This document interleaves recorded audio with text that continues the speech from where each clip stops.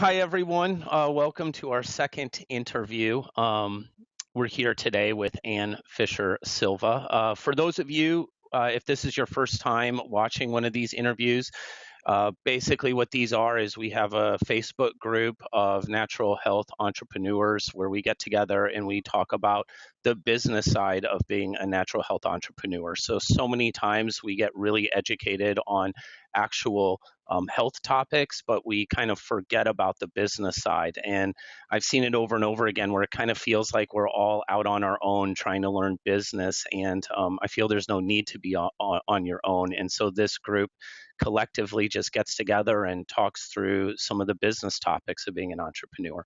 So that's what the group is all about. I'm going to give a quick introduction of Ann. So Ann is a restorative wellness specialist and nutritional therapy practitioner. She has helped develop the curriculum for the Nutritional Therapy Association and continues as a lead instructor with the NTA. She is the owner of a private practice called A New Leaf Nutrition, which is located in Petaluma, California, which is in wine country near Sonoma. So we are all jealous. A few years ago, Ann discovered a need to build an advanced education curriculum for nutrition practitioners and thus started a new curriculum called the Restorative Wellness Solution. And then in general, over the past 18 years, Ann has taught nutrition courses in Washington, Hawaii, and California, has written several articles for several well-known health publications, and she lectures nationally on a variety of health topics. Her vision is to ultimately change the prevailing paradigm of what constitutes health and how it is achieved. So welcome, Ann. Thank you for joining Thank you me. so much, Matt. I'm happy to be here. I thought maybe we could start off kind of going back to the beginning. I know you're one of the people involved with helping launch the NTA. For those of you who don't know what the NTA is a nutrition school that has trained over 5,000 nutritional therapists, and you were in it from the beginning. So maybe just talk to us about like what got you into nutrition and the process of being a part of starting the NTA. Yeah, so I was working in an integrative medical practice and doing some training with Greg Graham, who's one of my mentors. And, he kept saying to me, Ann, you're the paraprofessional that we want to create. We need a staff of people like you. So I wrote a letter to the local community college in our area and pitched this program. And they said yes.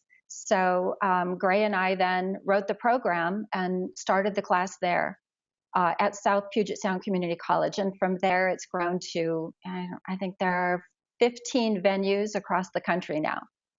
Wow. So when it started, you guys wrote the curriculum, and how you got the first people to enroll in the curriculum is that you partnered with the local community college to That's help correct. acquire Yes. students. They I did the see. marketing for us. Very nice and very Yeah. smart. Yeah. That was one of my big questions is if you're starting a new program like this, the hardest thing, of course, is if you have a whole bunch of students and word of mouth kicks over and you have a Exactly. reputation that's building, but when you start, you have none of that. So very You know, this interesting. was this was also in the year 2000, and I would say that it's a different world today. So much education is virtual now, but we were in a classroom situation. And while some of the venues are still that way, so much of nutrition education today is online. So I think it would be different if we started it today. Yeah. How did that partnership work? Did it work?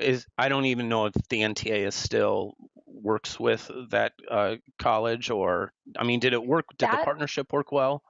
absolutely, they are still there. It didn't work with every community college that was approached, only because the paradigm and NTA's paradigm is really quite different in terms of a lot of a lot of times people took it for their own health. Not everybody that took the program wanted to be a practitioner.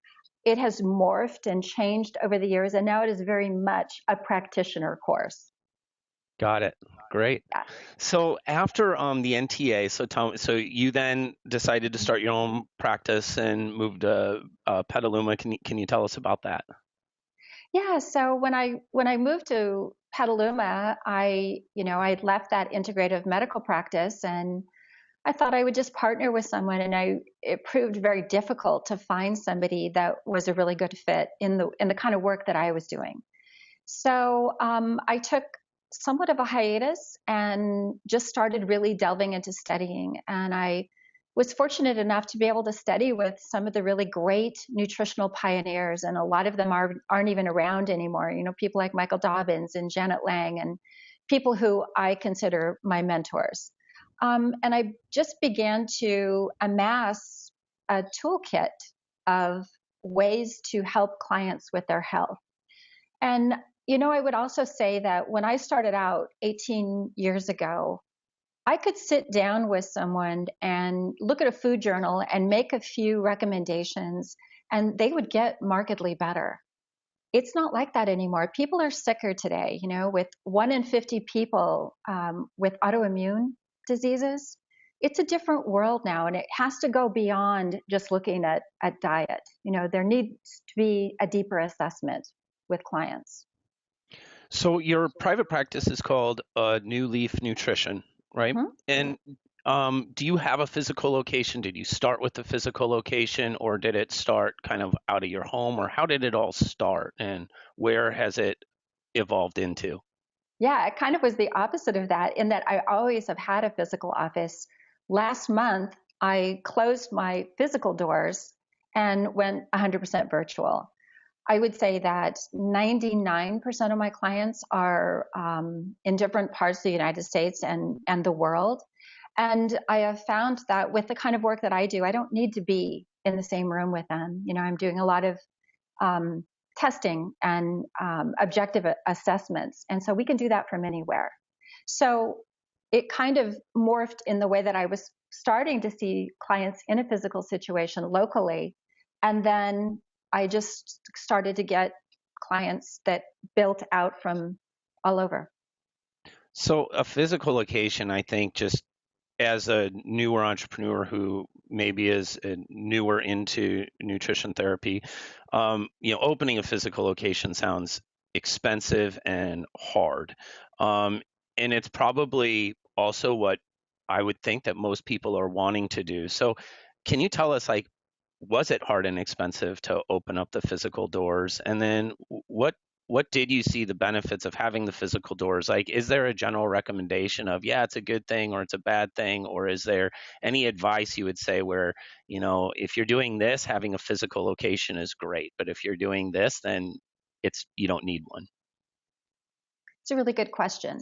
I think that it really depends on, you know, what is your vision? What is it that you really want to do with this work? You know, I see a lot of people that go through nutrition school and they end up becoming bloggers. You know, they want to be educators and they want to write. And I think that's a really great thing to do, but not everybody wants to do this. I think that the people that really want to be kind of what I would call in the trenches, you know, seeing people physically, and what I mean by that is just working with people toward their health. I think that a physical office offers you some legitimacy. It offers you a professionalism that you really can't get if you're practicing out of your house when you start.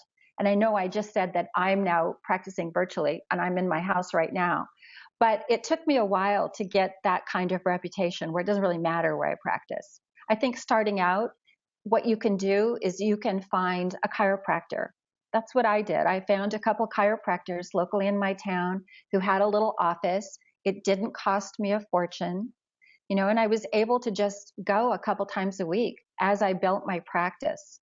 So I think there are ways to be really creative about that don't cost a lot of money. You can rent rooms by the hour. You can do a lot of things where you can have that level of professionalism, but not cost a whole lot of money. When you did partner with the chiropractor, because I get this question a lot from people and I really don't know the answer. How does that work from a business perspective? Do you give them a percentage of your session fees, or do you pay them like a monthly rent, or are there different ways it works? But what was your There's experience with this? there's a lot of different ways you can structure it. I always recommend maintaining your autonomy and not becoming an employer, an extension of the chiropractor. There are some advantages to doing that if the chiropractor works with insurance, then you could potentially run your services through their insurance plans. But honestly, I think it gets sticky, especially if you are recommending supplements, right? Who gets the supplement sales? Do you get those? Does Right. the chiropractor get those? And so the way I've always worked it is I just paid rent, and I was a Okay. completely separate entity. I wasn't part of their business, although we cross-referred back and forth and we had a really great relationship that way. I didn't work for them. Got it. Got it. Okay, that's good. Yeah. So I know, tell me about how I know right now, you're very well known and your reputation brings you clients, and that's an awesome place to be. But how did you get to that point? What did you have to do maybe initially when you weren't as well known to get clients? And then how were you able to build your reputation where, I'm guessing you have people now contacting you, probably more than you spend on advertising. But talk me through kind of how you did all of that. Yeah. Well, I've never advertised and I've never done any marketing for my practice ever. Um, so, for me, I went to a Weston Price chapter meeting. That was my first step when I moved to this community. I was a huge fan of the philosophy of the Weston Price movement. Um, Part of my teaching in terms of like dietary approaches, what came out of the Weston Price movement. And so I went to a meeting and I just said, hey, could I do a presentation? And they said yes. And I eventually became the chapter leader. That then allowed me to get to know Sally Fallon, and I ended up speaking at one of the national conferences. And so, but that's kind of the progression that it went through. Um, when I was a chapter leader, I would invite other people to come in and share their expertise, and then you get to know them, and then you can work together to kind of promote one another. So it's really about networking. I Hmm. also did things like in my little town of Petaluma, there's a place called the Seed Bank, and it's an old kind of turn of the century bank that has been turned into a seed place where you could buy seeds. It's huge. And so I did numbers of presentations there where I invited a farmer, I invited a rancher, I invited a soil specialist, and I invited someone who grew vegetables. And we had panel discussions where we could say, where does health start? Does it start with the soil? How does this play into nutrition? And I would give talks on digestion, and I would give talks on how to balance sugar handling and get sugar out of your diet. And there are just numbers of ways that you can get your message out there and set yourself up as an expert. Yeah, so you were almost, because when you're starting off and are not known as an expert, no one wants you to speak, right? Because no one knows who you Right, are. So right. you pretty much created your own events, right? And Absolutely. led it. And then it wasn't just like, oh, come to my event to listen to Ann talk, right? It was, we have a bunch of speakers and I'm one of them. That's right. That's Very just more smart. interesting to me. Yes. I also, with those two chiropractors that I worked with, they also had a huge practice. And one night a month, I would give a nutrition talk, and it was open to all of their clients. So they would advertise it to their client base, and I would come in as the nutritionist. I got a lot of clients that way too. Okay, great. So, you had been doing private practice for quite a while, and then you discovered a gap, and then created a company called Restorative Wellness Solutions. Can you talk to us about the need that you saw, the gap that you saw, and why you created this new business, and what the Yeah, new thank business you. is? Thank you. This is really truly where my passion is. Um, I had an epiphany one day, and that was that, why were people in small towns in Tennessee calling me, and in Florida, and upstate New York, and all over the world? Why were they calling my little practice, in Petaluma, California? And I realized it was because they didn't have anybody in their community who was doing this kind of work. And I really determined that I was going to change that. And I wanted to, take all of the knowledge and the tools that I've developed over the years and put it into a program for primarily nutritionists, but we've had MDs and chiropractors and acupuncturists come through our training as well to really teach a way of, number one, looking at health foundationally, which is an NTA philosophy that I carry over into my program. And it also looks at, like, what are the healing priorities of the body? Where do we start in this unraveling process of dis-ease?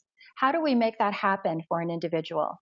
Respecting their biochemical individuality. How do we do those kinds of assessments? So that's why I put together restorative wellness solutions. And so you obviously had the experience of helping develop the curriculum of the NTA from the beginning. And so you had a lot of knowledge, of course, to be able to essentially create your own curriculum. That I know when I was asking you about it, I said, so how is it the same or different from the NTA or integrative nutrition? And I won't repeat what you said. I'll let you say it because I don't want to botch what you said. But how is it the same or different from these other nutrition programs that are out there? Well, for one thing, in order to qualify to take restorative wellness solutions, you have to have at least a certification in nutrition. We assume that you have some basic understanding of anatomy and physiology, how to look at a food journal and make intelligent recommendations, and how to have a really in-depth interview with your client and gather that initial information. So from there, I would say that our education like ramps it up almost to a master's level, where we're going much deeper into systems and organs and anatomy and physiology, looking at different types of assessments, whether it's stool analysis or food sensitivity testing or hormones or blood chemistry panels. We're looking at that from a functional nutrition perspective. How do we bring this person back into balance? How do we restore homeostasis using those tools? So that's great. So every business has to start off with a good idea, right? You find a gap, and so you found your gap, and then like many people watching, they are probably thinking like, oh, I could write a curriculum, but that's very different than taking it to the next step and creating a business out of it. And so, like your curriculum, is it online training? Is it in person? What all did you think about, and how did you decide to do it in whatever format that it's in? Yeah, thank you. So that's such a good question because I did give that a lot of thought. And what I realized is that, when you talk about online training, and restorative wellness solutions is an online training, um, I've done online training courses, and what I know doesn't necessarily work for everybody is the self-timed online training where you sign up whenever you want to, you have all the time you want to finish the program. 9 out of 10 people won't finish it because it's always that thing that they have time. When they have time, they'll get back to it. So the way we've structured our program is there's a definite start date and a definite end date. So, and every week you have a set number of modules to cover. We also offer a live call every week where we dig a little deeper into case studies, where we talk about what are the healing capacities for these various, whatever we're studying, whether it's digestive health or adrenal health and so on. So we have live calls, we have an online forum where students can ask questions of the instructors, and we're very much hands-on with students, as opposed to here's your course, go study it and figure it out. Because when you're talking at this level of real depth and understanding, you need that guidance ongoing. You need to be able to ask some questions and get that guidance. Yeah, So, I was just saying very I've had a similar experience. I haven't written an education curriculum, but we had a challenge, which is it was like a 28-day challenge that we had implemented where it was kind of on your own time. You watched I think it was like a 20-minute seminar, and then it was just on your own to do the challenge for 28 days. And it really didn't work because there really wasn't structure around it. And so when we relaunched my company, we just removed the challenges altogether because I realized that doing something like that had to be a lot more involved than what I wanted to put into it, right? I just wanted to make a seminar yeah. and say, here's a 28-day plan, go do it. And I realized, no, you need it. There needs to be more. How did you figure out like the technology of putting up an online course? And Totally not my level of expertise. Definitely hired really smart, good people to figure that part out. yeah, okay. And how Yeah. have you marketed this and told people about this course? Um, well, again, a lot because I teach for NTA. NTA is pretty aware of my program, and we get a lot of students that are graduating from NTA inquiring about our program. There's a lot of buzz about it within NTA. We're currently trying to figure out how to take that next step and get it out to other nutrition schools and other fields, other licensures that might be interested in exploring, coming out of like straight structural chiropractic work and dipping into nutrition. It's a really nice fit that way. Okay, great. So if for the audience, we're going to post this on our YouTube, on our Facebook, and some other areas. And so for the audience, there's going to be links in either the comments or the headline um, that will show you her website for the restorative wellness solutions, as well as a new leaf for private practice. And so if you guys want to check it out, the links are there. I like asking this question to all of our interviewers, even though you're the second one. I'm wanting to have the tradition to going, which is how can the audience help you? Is there any questions or challenges that maybe you're facing that you'd like advice from, or anything at all that you can think of that you would like the audience's help with? So the audience these are health practitioners, correct? It can be any natural health entrepreneur. So it could be Okay, guys like me who are food entrepreneurs. sure, There's some chiropractors, but yeah. sure. So I think just that question of like, how do we spread the word? That's I think the hardest part. Um, it's so different today. Do you do Facebook ads? How do you get your message out there? I think for me, because this is such a labor of love for me that I've Hmm. developed this program. Um, I want help spreading it. I want help just getting that out there, because the more people we can get equipped to help other people, the more health we're going to experience, and that's my whole goal. So how do we get that word out there? All right, great. Well, Ann, thank you so much for joining us for this interview. I really appreciate your time. Yeah, thank you, Matt. Really enjoyed it. Great. All right. Thanks, everyone. Take care.